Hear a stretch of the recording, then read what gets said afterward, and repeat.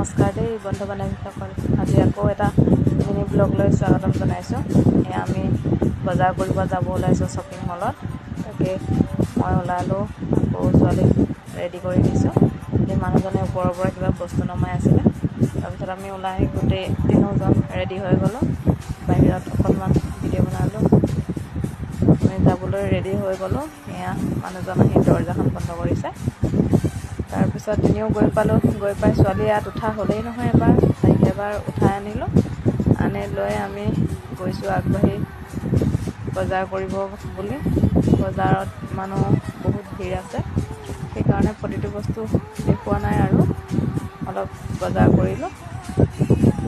কৰি আনি বাহিৰত আমি ফটো উঠিলোঁ আৰু ফটো দুখনমান উঠিলোঁ। আজিলৈ ভিডিঅ'টো ইমানেই। বজাৰ কি কৰিলোঁ সেই ভিডিঅ'টো নেক্সট ব্লগত দেখাই আছোঁ। আজিলৈ ভিডিঅ'টো ইমানেই। Bye bye.